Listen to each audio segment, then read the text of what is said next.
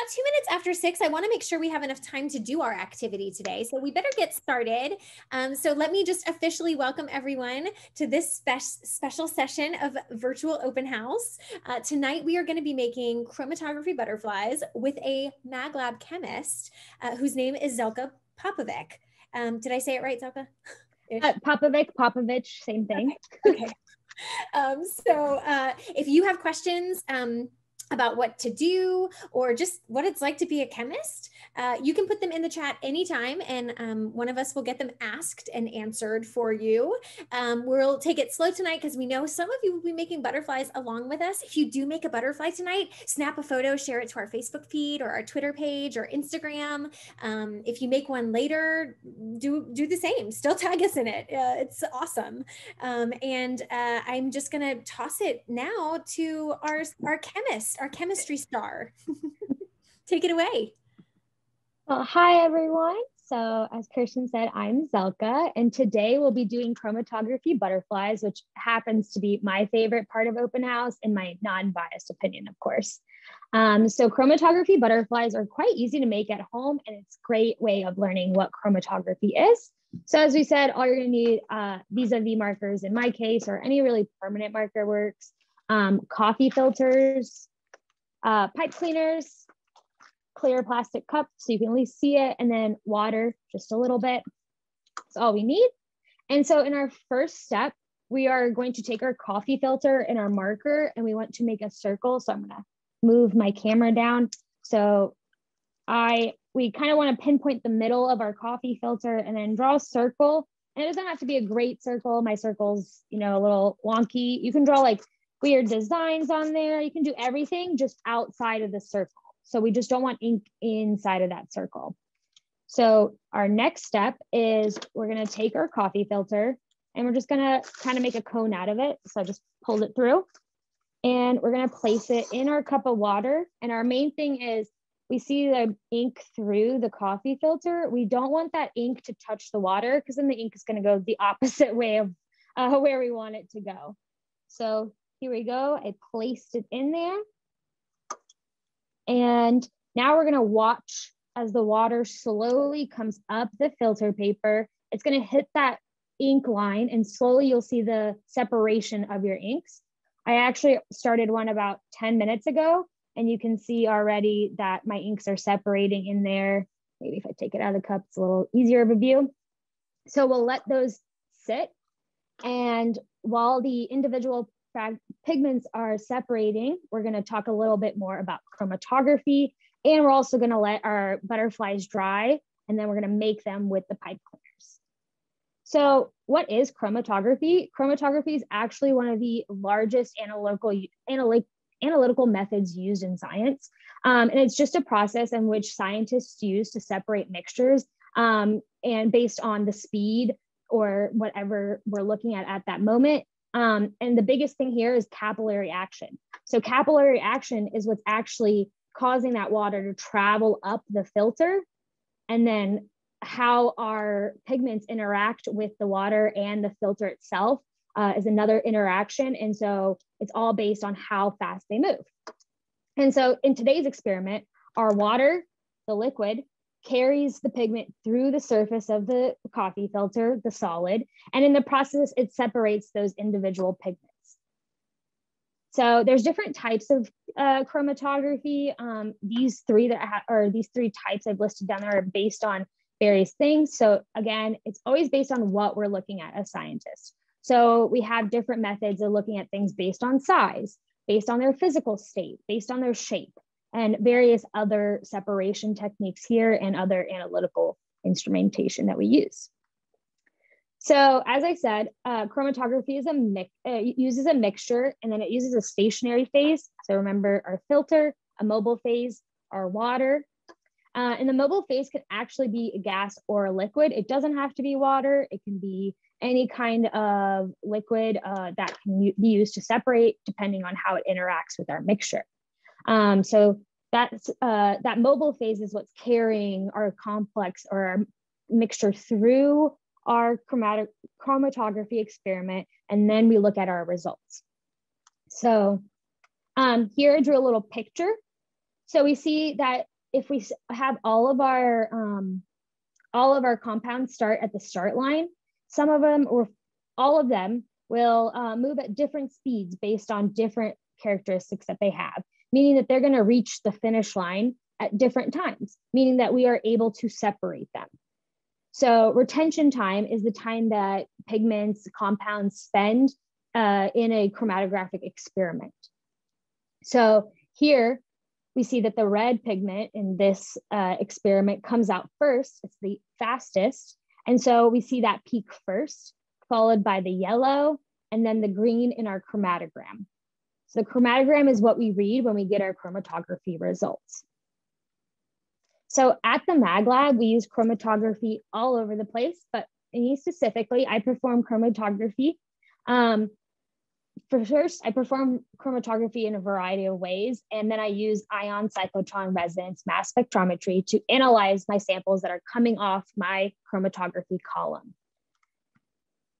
So here I show just a basic experimental layout. So I have my column packing station. So instead of using filter paper, I use a very, very thin column that I pack with a solid packing material. And that solid packing material is what's going to be my stationary phase. And we pack those in-house at the MagLab, or some scientists purchase them from online. We use this, it's called an M-class liquid chromatography unit. And this is actually what does the work. So this is what's pumping our mobile phase through our column.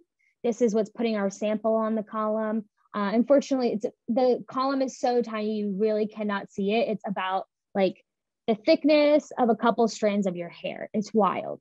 And then we directly spray our sample into our huge mass spectrometer, our 21T FTICR, and we analyze those samples. So for me, I normally only analyze protein samples. So here's a chromatogram, and I loaded these proteins onto the column. So there's 8 proteins. They vary in shape, size, chemical characteristics. And we see that these elute at different times based on those characteristics. So we have our first peak here, which is protein G. It's kind of small. And then we see it also elutes with another protein, protein AG. They're very similar. Protein G is part of protein AG. So it's kind of expected that they would elute around the same time, even though they don't necessarily share the same physical characteristics.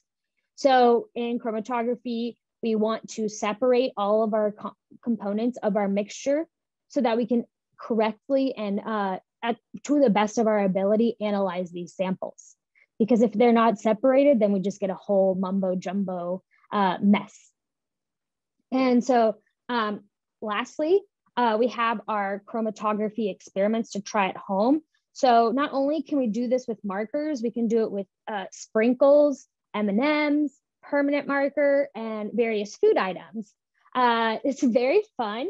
And I do suggest parental supervision, because when we're going out to other chemical colors and pigments, we're going to need stuff like rubbing alcohol to separate our chemicals out compared to just using water. And of course, we want to use parental supervision as well as proper PPE.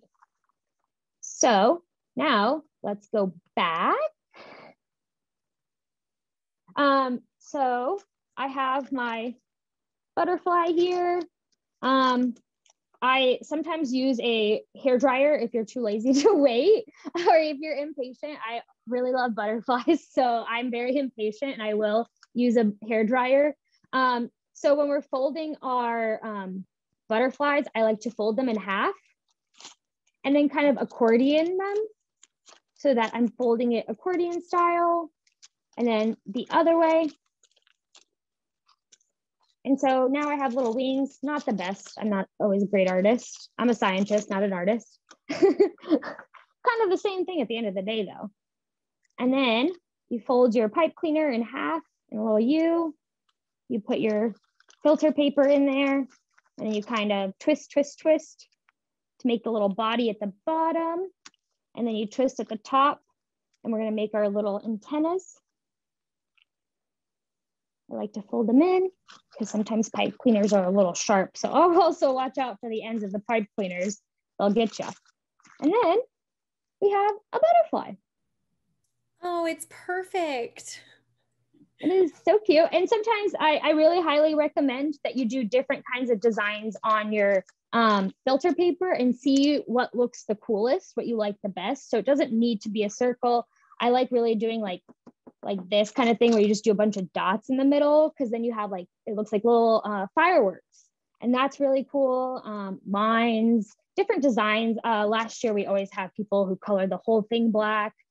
That won't work. You do need to leave some of your stationary face to let the separation happen. So try to stay within that center region, and then also try to look at different markers. So again, as I said, not all markers are going to separate like the vis-a-vis marker. The reason we use a black marker is because we know that black absorbs all this light, and like we know it could be made out of a bunch of different colors, and that's why it's separating. We see kind of a yellow, let me show this one, kind of a yellow, pink, and a blue. So it all depends on how the markers or whatever has the color is made. And another thing that is kind of fun is if you take food coloring and you dip, take a little toothpick, dip the food coloring onto one dot on the paper, and then do another food coloring and a third food coloring, and then try the separation, because then you're making your own mixture. And so that's the fun part about playing around with chromatography, is you can use it to separate essentially anything. You just kind of have to play around with what you're using and what your mobile phase is. So water is just the easiest mobile phase, but you can find other household items. So I got a question just to make sure I understood you right.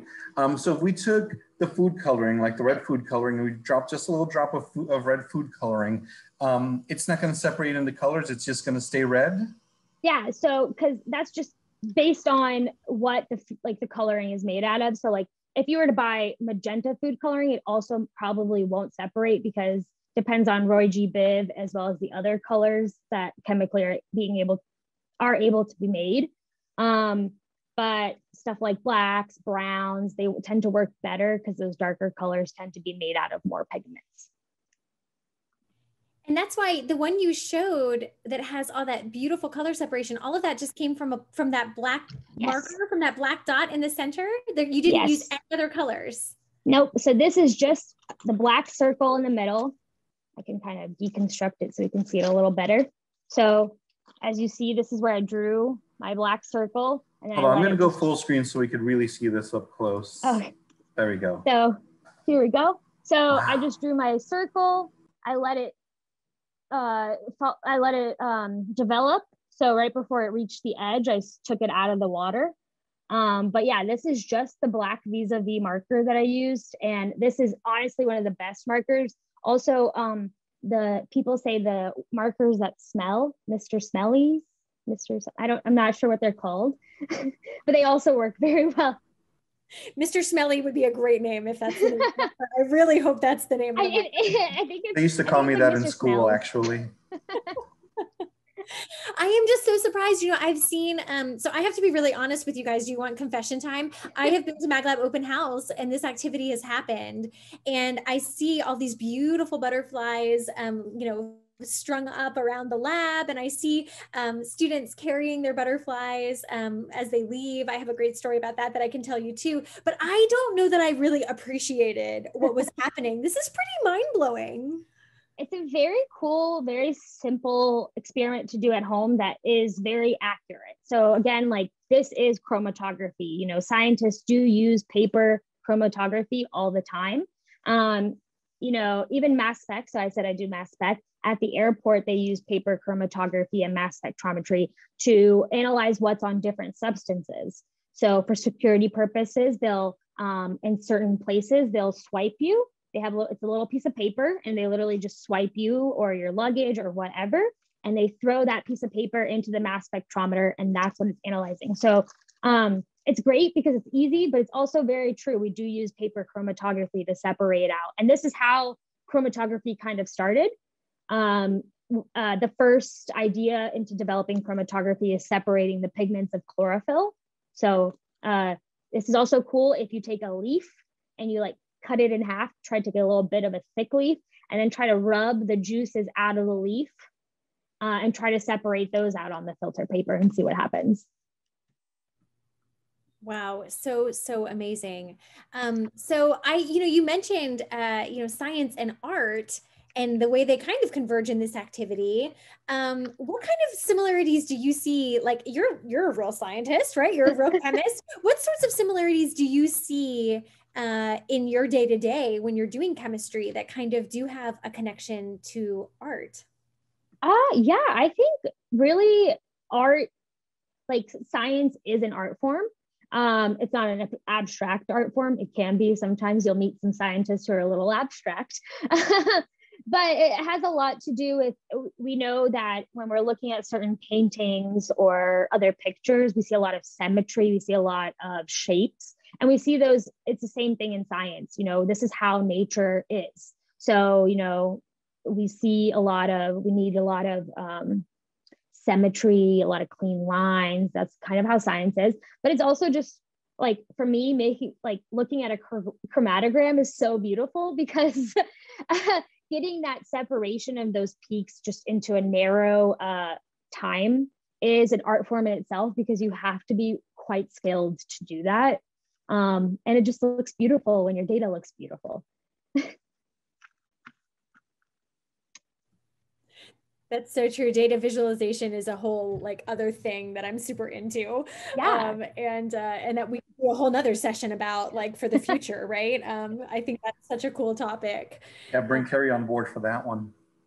Yeah, definitely, sure. Definitely. And so you talked a little bit about how you use chromatography as a tool to do some of the proteomics research that you're doing. So are you literally putting a complicated protein into those machines and mechanisms that you shared and getting those sort of results? Tell me a little bit more about that. So in the 1 second, let me pull that up. So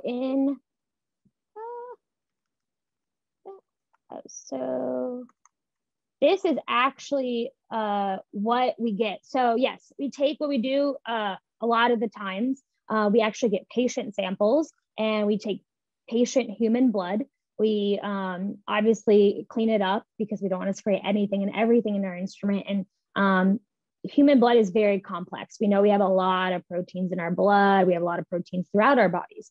So the huge part of why we use chromatography in proteomics and in a lot of human biological studies is because we are very complex creatures and we have to separate those various proteins and whatever we find so we can analyze them better. So yes, so what I do is I pack the column, I put it on the M class, and then I just run my liquid. So depending on the solvent I want, so my mobile phase, and then I inject a very small amount of my protein sample and it travels throughout the column. And I increase a organic phase, and the organic phase is, I increase the organic phase, and the organic phase is what's helping it come off the column slowly. So it's not all coming off at the same time. So these proteins here were all in one sample. They were mixed together. About 4 microliters of the sample was loaded onto the column, if that tells you how small the column is.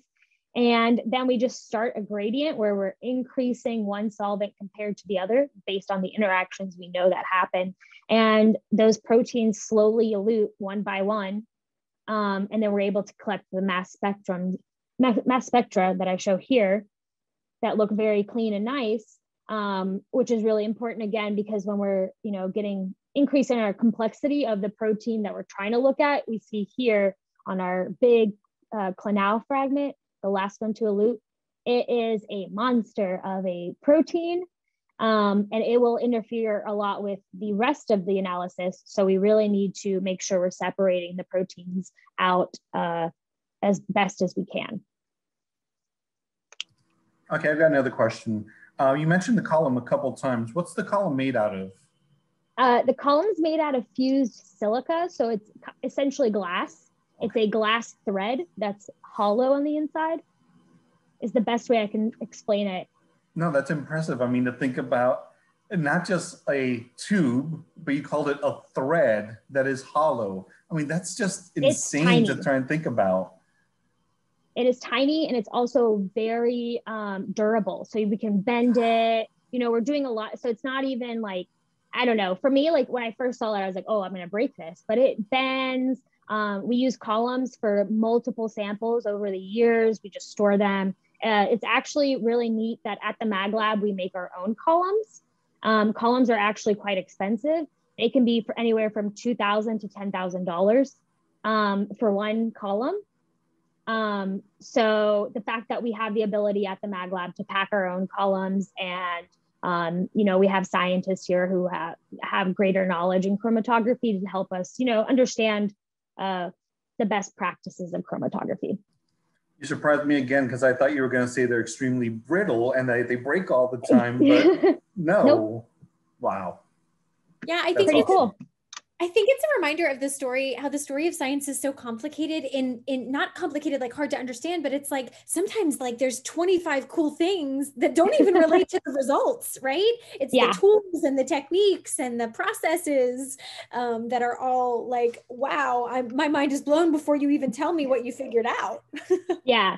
And like the particles that we pack in these columns, they are micro in size, very tiny glass beads. So it's even weirder because they look like powder, but it's glass technically. And, you know, if we put too much onto that column, those glass beads themselves can actually get crushed in the pressure that we apply to them. Wow. Amazing. Amazing. Are you making these butterflies at home? And is there something you're struggling with or need to ask a question about? We're going to keep this session a little tighter than some of our other sessions because we actually have a 7 o'clock session. For those of you who don't know, we're going to have our virtual escape room. It's game night at the MagLab. So we're not just making butterflies and having awesome art time, but we're also having game night. So if you have questions remaining that you have not asked, your time is going to start running out real quick. Okay, put them in the chat so we can get them asked. Also, because Kristen knows I'm nervous to be on camera. You're doing a great job, like a fantastic job. So yeah, I really hope people, Zeljka, could you go back to the slide with all the other like fun things? Yeah, because this is so cool to me, right? That you can try, if you had fun with the sort of simplest version of this, you can try one of these more, I don't know, more complicated versions, right? Yeah. So here we're still using water in the sprinkles chromatography. And in the sprinkles chromatography, you'll most likely see more capillary action than a separation. But I don't know, maybe if you try a bunch of different types or colors of sprinkles, and you just place them on the paper towel, put some water, that's it. And then this one here is where we're kind of getting into, you know, using rubbing alcohol or acetone, two things we do use in the lab. Obviously, these are more home grade, not lab grade chemicals. And again, this I highly recommend parental supervision. But, you know, when we're using things more like rubbing alcohol and acetone, we're able to separate more complex chemicals than just water. But I think water's coolest because we have it everywhere. So that one in the picture, Zeljka, we're still using just markers, but it's the solution that's changed, right? It's the mixture. Yeah. Okay, cool. So a lot like what we do at the lab. So, you know, here we're saying I'm saying use food coloring, sprinkles, or permanent markers. So that's kind of me saying different samples. So we get different samples all the time. We work at different collaborations. And so we also have to think about what sample we're analyzing or what sample we're doing chromatography on. And we also have to change what solvent we're using. So we can't always use water. Sometimes we have to use acetone, sometimes toluene, whatever it is. So it is really cool because it's kind of exactly what I do every day.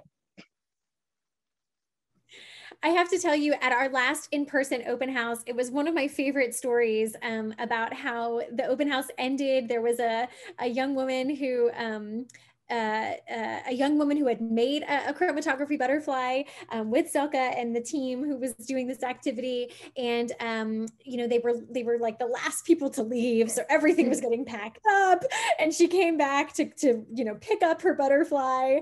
And, you know, it wasn't there because, you know, she had, the team had already started to put it away, and she's crying and she's so sad. And someone actually kind of ran back and found her a butterfly. And it was just this, like, this, you know, she was sad to leave. She was sad it was over. And then she was so emotionally attached to her creation. I could totally, you know, feel the pain of leaving it behind. She couldn't leave it behind. And so now you guys can do it at home. Yeah. I was about to say, this year it's a little easier on me because I don't have to make all the butterflies. Normally I'm the whatchamacallit person. So once the butterflies dry, I'm the pipe cleaner person. I'm the one who does the little things, mainly because I'm a control freak and I like to make them cute. But I can't say my fingers are upset about getting a break this year, actually. I love all these confessions coming out. It's confession time. It's like almost the end of the second week of open house, and we've gotten into like straight honesty about open house. No, I love it. And we will do this activity, I'm sure, again at a live open house in the future. But I'm so excited that some of you had the opportunity to do it, you know, at your homes this evening. Yeah. Later when you're watching this video. I hope that if you have made a chromatography butterfly, that you'll snap a photo and share it with us, and, you know, tell us what you learned. Maybe you made a series of them and you tried, I don't know, Zeljka's chromatography butterfly challenge, we'll call it, the different butterfly recipes, if you will. If you did, you know, take a picture of all of them and let's compare the differences and all of that, right? That's part of science. What if something works now? Yeah, what if something works better than just this? Let me know. I can improve the chromatography butterflies. That's the best part. Great idea. If you have a better idea for how to make a chromatography butterfly, something that you stumble on, that you're like, I've done it, I've changed chromatography butterflies forever, let us know and we'll change how we do them, right? There's a question about how long will they stay colorful? Great question. Hopefully forever. I have had most of these butterflies over a year. The color does not fade, doesn't move anymore. So once they dry, it's pretty much set and you're good to go. And they last and they make very nice decorations. I believe one of the staff scientists said her daughter used a lot of them to decorate her room. As you see them on my house, I really like butterflies apparently. But yeah, they stay forever and it's just really nice. I like to keep one on my desk. It's nice and colorful. Okay, so that does give me a question though. What if you're carrying your butterfly outside and it starts to rain and your butterfly gets wet? I know the color's not going to stay. Is it going to? It'll just keep moving up the paper. But you know, since it doesn't happen so like fast, so obviously like, you know, it takes 15 minutes for the water to like go up the paper. As long as you run in really quickly and dry off your butterfly, I think you can save it for sure. For sure. But, you know, run fast, save the butterflies. Great questions. Great questions. And Zeljka, does, you know, we always think about certain parameters that scientists are interested in, right? So we talked like about how, you know, the length of time. We talked about how they need to dry, of course. Is there, you know, if you kept it in a really hot room or a really cold room, shouldn't have any impact on the color, or maybe it will? No, it shouldn't. But a cool thing might be temperature might play a role in like your water. So temperature does play a role in chromatography. So it might be cool, like what if you used warm water instead of cold water? What if you used a certain pH of water instead of one pH of water? So that's not something we've looked into, but those are possible factors that can change chromatography, but not it's kind of like once this is set in stone, it's there. That's so cool though. Yeah, I love all these like extension experiments that we could challenge people to do, right? The temperature of your water. What if they use like a fizzy water instead of a flat water? Would that have any impact, I wonder? It's maybe something for all of you to try and report back to the MagLab, right? Yeah, that would be good to know for future experiments. this is, I mean, I hope all of you feel excited and challenged to, you know, explore your own chromatography butterflies and see what you can do to make butterflies we've never even imagined, right? Any final questions? This is last call for questions for chromatography butterflies. Put them in the chat now, or you'll have to wait all the way till next open house. So I'll still be here. For sharing the pictures, they can share them on social media and tag the MagLab so that we can see that. And that is at National MagLab on Twitter, Instagram. What else, Kristen? Facebook. We're on LinkedIn. If you happen to be someone who follows us on LinkedIn and you want to share your chromatography butterflies there, we will accept them wherever you choose to share them. And yeah, at National MagLab, wherever you are social. So yeah, show us your pictures, show us the experiments, tell us your parameters. Did you try hot water, cool water, you know, fizzy water? You might need a lab notebook for this. Exactly. Take notes like scientists do, and let us know what turned out the best. This has been so much fun, Zeljka. Thank you for leading us in this artistic science tonight. Thank you.